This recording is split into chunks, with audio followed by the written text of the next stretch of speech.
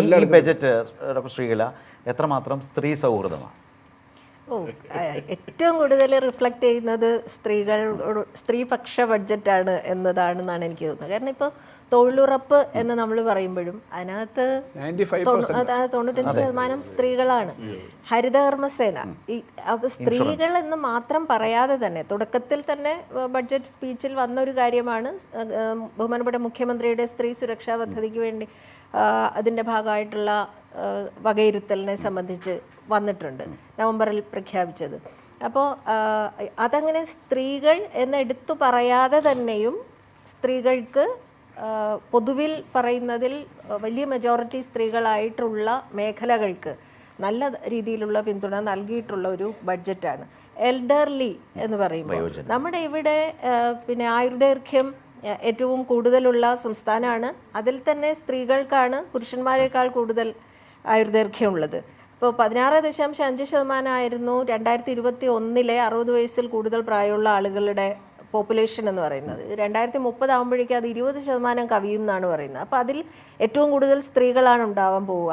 ഒറ്റയ്ക്ക് താമസിക്കുന്നവർക്ക് call centre എന്ന് പറയുന്ന സംവിധാനം ഏറ്റവും കൂടുതൽ സ്ത്രീകൾക്ക് ആശ്വാസമായി മാറുന്ന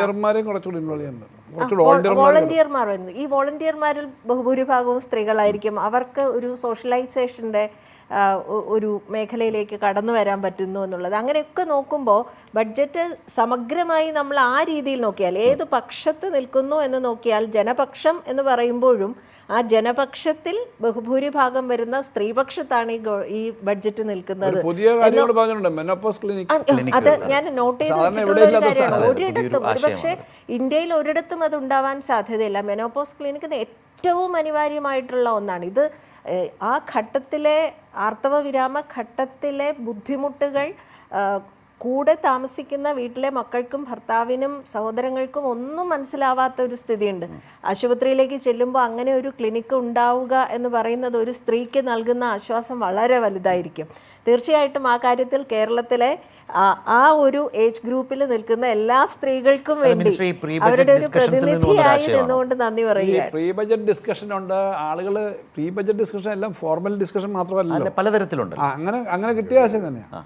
ഇങ്ങനൊരു ആശയത്തിലേക്ക് പോയ വഴി ഓർമ്മയുണ്ടോ? എനിക്ക് തോന്നുന്നു ആശയുടെ അത് പറയാ വീട്ടിൽ നിന്ന് തന്നെ അങ്ങനല്ല, അല്ലല്ല, ഇങ്ങനെ പല ആശയങ്ങള് ഇതിലെ പല ആശയങ്ങളും. പിന്നെ ഈ കഴിഞ്ഞ പ്രാവശ്യം പ്രാവശ്യം നമ്മൾ നടപ്പിലാക്കുന്നവരാണല്ലോ, അതും നമ്മുടെ ചില സംഘടനകളും വ്യക്തികളും നിന്നാ ഇവരുടെ മെൻസ്ട്രൽ കപ്പ് കേരളത്തിൽ അതൊരു ചെറിയ കാര്യമല്ല. അതും പിന്നെ സംഘടനകളും ചില സ്ഥാപനങ്ങളും അങ്ങനെ പറയുന്നത്. അങ്ങനെ നമുക്ക് ഒത്തിരി ഇൻഫർമേഷൻ കിട്ടും. എങ്കിലും വീട്ടിൽ നിന്നൊരു അഡീഷണൽ ഇൻഫർമേഷൻ കൂടി അത്തരം കാര്യങ്ങൾ ഗ്രാസ്പ് ചെയ്യാനും അത് ഇതിനകത്തേക്ക് കൊണ്ടുവരാനും ഉള്ള ഒരു താല്പര്യം വേണമല്ലോ. നമ്മൾ കേട്ടാൽ അത് സ്ട്രൈക്ക് ചെയ്യണം, അത് നോട്ട് ചെയ്യണം, മറന്നു പോകരുത്.